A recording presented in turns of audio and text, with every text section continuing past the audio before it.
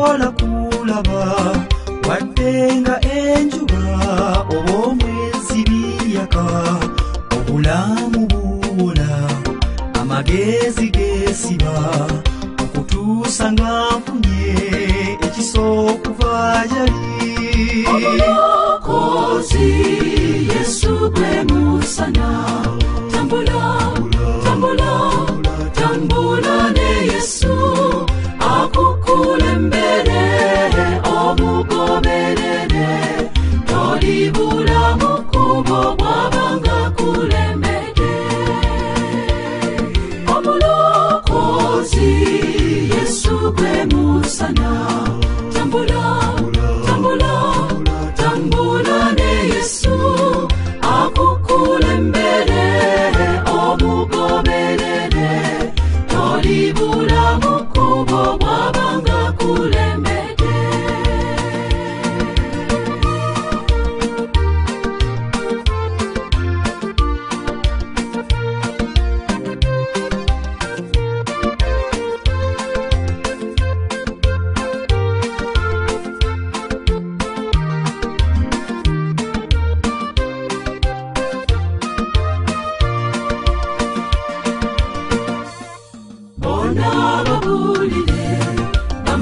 omulokozi bafune omusana buyakeje bayita omanye ensi yajula yone kizikiza basikirize mpola walyo kubajuna shofunye bawengako zibasigo zosiga sulanga emmere kumazinga gayita nena kuzise zemanyoni jiraba jirabulire njiri eyogwo omusana omulokozi Yesu gwe musana tambula tambula tambula ne Yesu akukulembere omugoberere tolibula mukubo bwabanga kulembere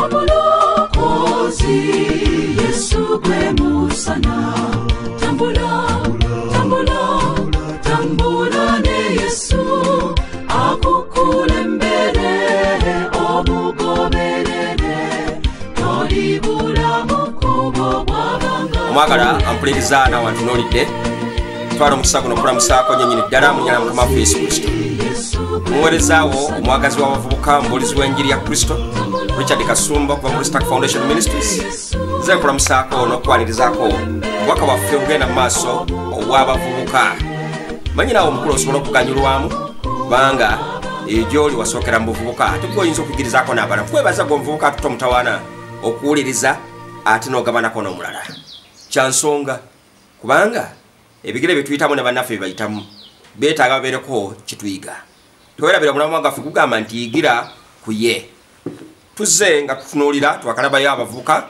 omu yekka gwe twakalaba at least ayina kinene kyatuyigiriza tewerabira samoni yaffe yagambye nti okusula mu garagi tekikufuula mu motoka kyeŋŋamba kyeki Musa okubanga yazaalibwa Misiri tekyamufuula mu Misiri era yeegaana okuyitibwa mu Misiri era n'agaana okutambulira mpisa z'Emisiri era ekiseera kyatuuka ekyokuvaayo yavaayo n'agaa nti no I must identify myself with the Hebrews nteekwa okubanga neefaananyiza Abayudaaya kubanga nze ndi Muyudaaya ne mama we yamukuzanga amuyonsa ng'ambuulira tuli mwana Mwebbulaniya kino kyoli kino kiresenga assignment eri abazadde bassebo ne bannyabo tuyigirize abaana baffe ki kye bali bayigirize nono zaabwe bayigirize obuwanga bwabwe bayigirize ekkanisa kyegamba bakulenga bamanyi kye balina okubeera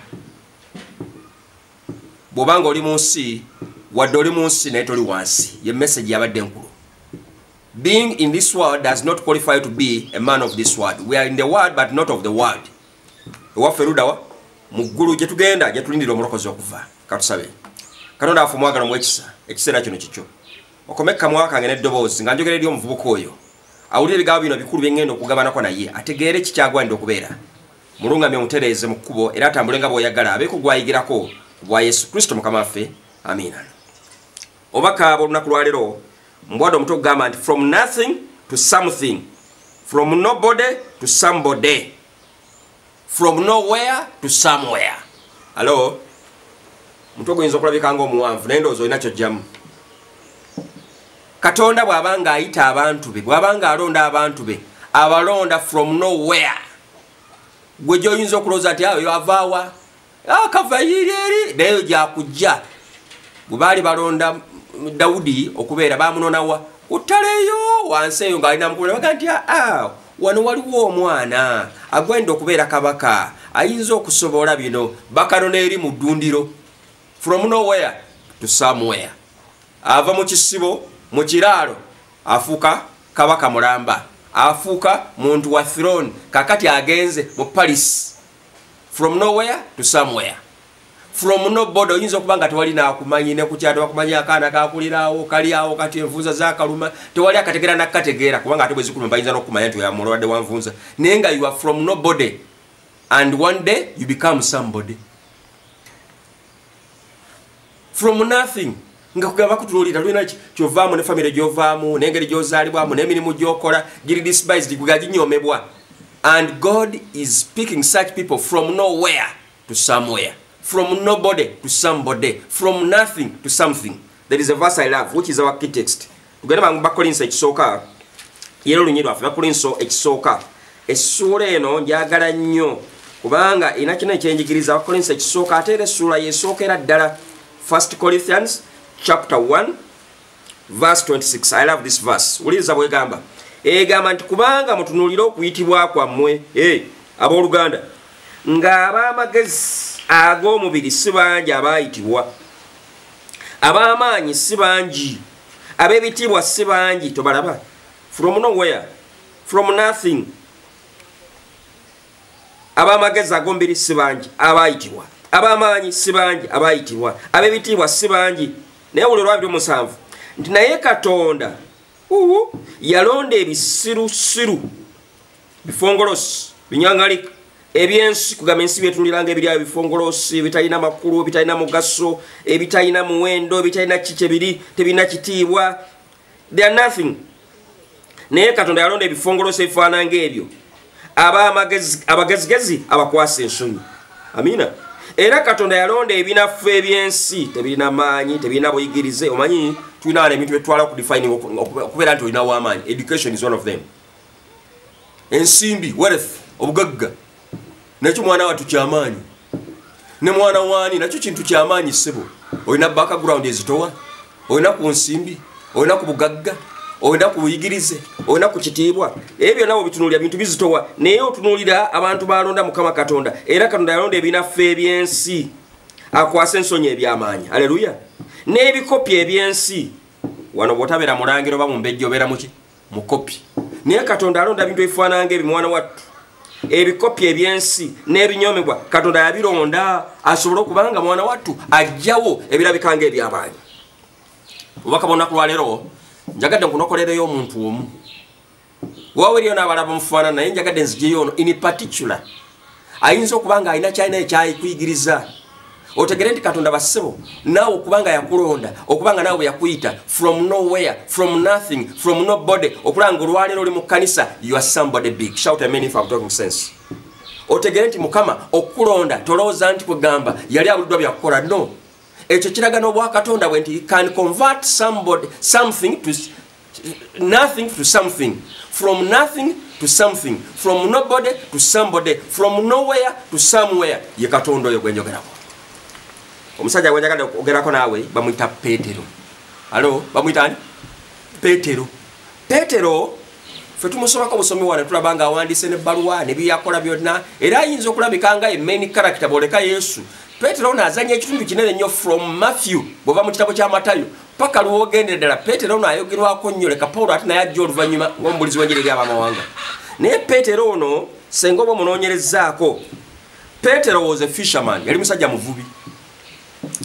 Abavubi ye profession emu ku ze baali banyoomera ddala. Ngero olwaliro omuntu bagamba nti akola mu kintu muvubi era abo tebaasoma bibeera ebiwemuzi ng'abale balowooza ku batogamba abasalamala nabo bawumuzi n'abaana batambulira kusomera ab'amasannyalaze nabo bwe bagamba mbu bawumula. Naye ne Peetero omusajja atu yabeeranga eyo, kisifongolosi kya Katonda kiri eyo. kiri mu kuvuba bya nnyanja kyategeera kimu kyokka olulimi lwategeera biki gamba nti bya nnyanja ngera naye bw'oyinza okubanga obeera eyo wali musazi wa mbizi wali eyo ng'oli mu bya kirogologo wali eyo ng'oli mu bulamu gwelowooza obulamu bwalimu owemula obeereyo mu kyalo bwe bulamu bw'otambuliramu kugamba nga banga bakumanyi ogamba kali akavuga akawemula kati ne Petero yali musajja fisherman ali eyo owudde talina buyigirize kugamba yali musajja ali awo erinnya lye eryasooka abali amuyita Simooni erinnya lye erimanyiddwa naye Simooni ono Yesu Kristo bw'amulonda bw'amala okumuyita ojja kusoma Matayo essula ey'okuna abasanga bali ku mbalaba za nnyanja alina muganda we bali awo bayunga migonjo bali mu kuvuba yalina muganda bamuyitanga Andereya bw'oba osomera Matayo essula ey'okuna kankusomereyo ebigambo bino bitegeere bulungi nnyo kugamba nkulabike Yesu gy'alonda abantu Matayo essula 4 olunyirwa 18 nti naye bwe yali ng'atambula ku ttale ly'ennyanja y'e Ggaliraaya n'alaba abooluganda babiri Simooni gwe bayita Peetero ne Andereya muganda we nga basuula omugonjo mu nnyanja fishermen proper kubanga baali bavubi profession yabwe ki bavubi n'abaga ndi mujje muyite nange ndi bafuula abavubi w'abantu kaakati n'olulimi lwakozesa lwe bategeera era beebuuza katugenda kuva tuya abantu tunakozesa butimba ki kitegeeza ayita abantu from nothing asobole okuba training abafuula abantu ab'omuwendo era bw'amuyita kwe kumuwala erinnya erya Petros muliyona ne bakiyita Petros kyogere mpulire Petros kitegeeza ki akayinja akatono mu lulimi olulamayika you can call it kefa oba kefas bamuyongerako lusikafas kefa kwegamba kategeeza akayinja akaki akatono meaning a small stone kitegeeza nga Yesu amutunuulira amulaba ng'ettofaali lyagenda okukozesa okuzimba ekkanisa egamba nti amiina ngamba gwe muvuka ntunuulidde Yesu akutunuulira yakulonda oli ttofaali lye shout amen if I'm talking sense Yesu kuyita tolowooza nti yamala galondalonda talonda kkubo yakulabamu ayinamu kyakulabamu ekyama kanono omusajja amulonda naye amulabamu ekyama but is picking somebody from nowhere from nothing from nowhere from nobody naye amufuula ow'omuwendo amiina yandibadde alonda Abayudaaya yalingayo abasajja babitiibwa abafalisaayo baaliyo abasajja abasaddukaayo baaliyo abayigirize baaliyo nga bonoga nti Katonda okulonda Musa ndoze amulaba nga musajja yaliro yali yasomako naye ono ntegeeza omuntu n'okusoma ataakola ki ataasoma from nothing naye amulonda ayagala amufuula omuntu ow'omuwendo amulonda ng'olese okuba nti muvubi teyasoma alina olulimi lwamanyidde naye ne musajja watu n'embeera ze z'obuzaaliranwa he was a sanguine omutegeera abakabira abakire bayogera kino era ayogera kiri ayogera batyo ayangwira mangu bina bibakira bakizi kyamanyi ne kyatamanyi he was that kind of character nga nawe oyinza okwanga ofana oyinza okusanga omwala ali awo nga namukanisa kati abasajja nga bamako obuuza n'okwebuuza nti kakati ate no bamako kalekaleko bawandikako neri abala b'olubuuza nogati kati bwe Yesu yeyita baaki naye abatuniranga tofaali but so this was Petros kitegeeza kati ate Yesu yabeera Petra era eri abatera okubuzaabuza nabaga nti Yesu ekkanisa agizimbako Petro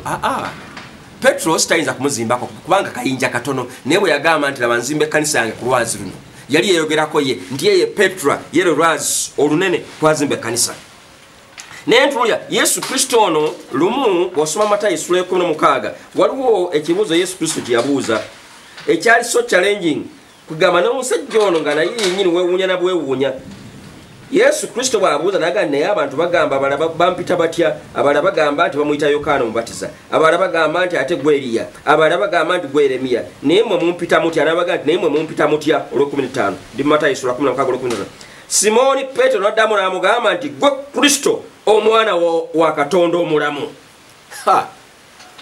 Yesu Kristo n'atulira Petros n'agamba nti Petros ekivudde mu ggulu nga yeewuunya weewuunya omuvubi omuwemuzi sanguine gwe yalonda eyo ayogera atyo atalina kyamanyi naye avaamu ekigambo ekyamagezi gamba nti amiina omusajja ono mwana wattu akubawo ekigambo ekyamaanyi era okuba nti kyeyayogera Mukama yita kimusuubiramu ulira Yesu waddamu 17 Yesu n'addamu n'amugamba nti olina omukisa Simooni Bayona kubanga omubiri n'omusaayi tebyakubikkulira ekyo wabula Kitange ali mu ggulu gamba nti amiina kankutegeeze Mukama wakuyita he can inspire you he can use you he can change you asobola okukozesa n'akwogeza n'ensi n'ewuniikirira Mukama babanga yakulonda kankutegeeze gye yakujja yonna asobola okufuula ow'omuwendo teyamutuma okutumirira Petros naye kakati agala kumulaga nti is somebody of value okujja kweri Yesu Kristo gumuvuka mpuliriza na wantunulidde you are somebody of value. Tell your neighbor you are somebody of value. Tonzanyirako era gwe kankutegeeza omuvuka omulamu nsi bwakuzanyirako bwakawala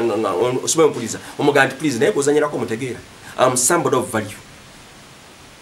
Nze ndi mwana wa Katonda. Bible era egamba nti temumanyi nga abona abamusembeza yaba obuyinza okufuuka abaana ba Katonda. Tuli baana ba Katonda, tuli baluwa esomwa eri aga tuli bya bironde bya Kristo. Lwekyo Petro naye mwana atu wakyogera naga nti wow kyoyogedde kyewuunyisa. Though you were sanguine naye byoyogedde newuunyiza naye siikuluiseyo kankulage bwana wattu okumanya nti byali bigudde bugwi nga nkuba. Bweyongerako mu maaso awo soma olunyirwa 22 mu ssula y'emu ate nkubuli ebeddako. Petero n'atwala n'atanula okumunenya n'aga nti nedda mukama wange ekyo tekiri kubaako. Yesu yali amaze okubategeeza nga agenda okukwatibwa akomererwe ku musalaba afe. Kaakati Petero ataddamu agamba nti sawa mukama wange ate kikafuuwe kirema okubeera bwe kityo. Jjukira yagambye nti gwe Kristo omwana wa Katonda omulamu. Kristo kitegeeza ki? Kitegeeza Petero nakyo yali abakakibake tekimanyi. Kuba Kristo kitegeeza eyafukibwako amaki amafuta anointed for a purpose. Kitegeeza ne bategeera yafukibwako amafuta anaabeera atya. Naye ye musajja eyayingira mu kintu ne mission ya Yesu tagikola ki. Nerinnya Kristo akuswali kuswali nga nti ye Richard Kasuma nenga nombuuza nti Richard kitegeeza ki ye Kasuma kitegeeza ki nga nabyo angazi takikola ki. Kanona ga nti ye Kristo omwana wa Katonda omuki omulamu naye gwayogerako tamukola ki tamutegeera. Naye uliriza kaakati bwamugamba nti sebo ebyeyogera mbwagenda kukomera bireme kubeerako. Uliriza ebigambo ebiddamu n'alyoka akyuka olwa 3 Yesu akyuka n'akyuka n'agamba Petero dde ennyuma wange Setaani oli nkonge gye ndi kubanga tolowooza bya Katonda wabula eby'abantu. Si yayogedde eby'amagezi luli kati ate amugamba nti ate oyogera byakiki bya kisirusiru. Yesu Kristo kambategeeze naye Petero ekimufuula okubeera ow'enjawulo ki kino kinyagala okuwa ti Petero ekiseera kyeyamala ne Yesu Kristo emyaka 3 n'ekitundu teyakyukiramu. Naye kimu kyokka kyeyakola kyemwagalako yabeeranga ku lusegere ne Yesu. Lumu yagaa nti sebo wooligwa nange wendigwa nagaa nti sebo tebagenda kutta nga nange ndaba nange ngenda kulwanira amu naawe nga ye amanyi nti it was a physical war amanyi nti bya mubiri kanyama ku kanyama. Musajja atwali ne Yesu for all that long 3.5 years takyukanga era Yesu Kristo amugamba nti Simoni kusabidde okukkiriza kuleme okudira bw'omalanga okukyuka onywezanga baki baganda. Kitegeeza for the 3.5 years gy'amala mu kanisa he was not a converted preacher. Ngera nawo omuvuka bw'oyinza okubanga obadde mu kanisa oyinza okubanga oyimba mu kwayo oyinza okubanga okubananga oyinza okubanga okola ki oyinza okubanga okola ki naye nga tukyukanga. Petero ekiseera kyeyamala yali takyukanga naye kyamuyamba yasigala mu kanisa. Ngambaga omuvuka mpulira ntunga yigira ku Petero teyava mu kanisa.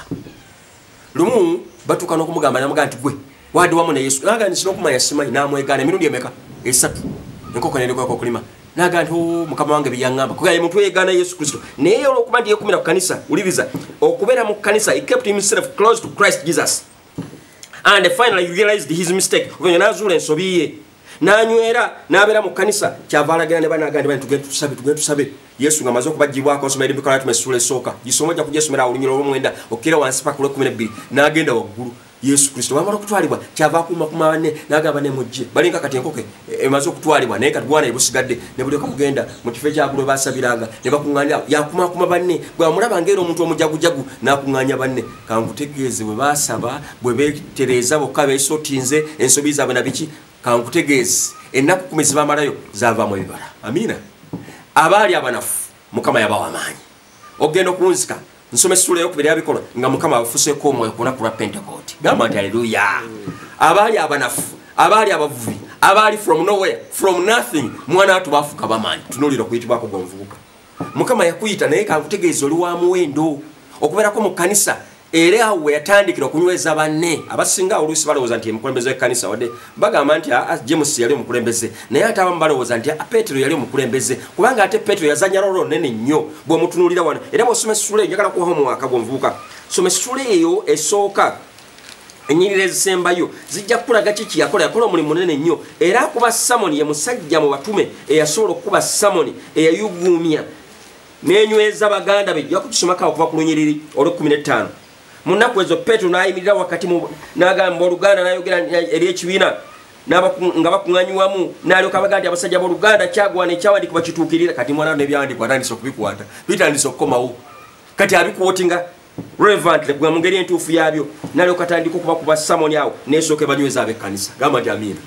bwe teyakomawo bw'osoma essula ey'okubiri mwana wo Mwoyo Mutukuvu amaze n'okumukkako kati yalwanirira ekkanisa yagamba nti mwebimwogera temitegeera bana abasajja tabatamidde naye kakati Mwoyo wa Katonda yabaliko Mwoyo Mukama yabakkako oyo gwe mwatisikiriza gwe mwakomera ku musalaba kati abuulira Yesu Kristo nga mwana wattu musajja w'amaanyi amiina emyaka 3 n'ekitundu gyali kumukumira kumizi mu kanisa naye kakati kana akaseera k'ennaku 10 it was his camp meeting gamba nti amiina Now it's like in camp meeting. I just pray to God that He may change your life and bring you from nowhere to somewhere, from nothing to something, from nobody to somebody. Mukama nsaba kwateko.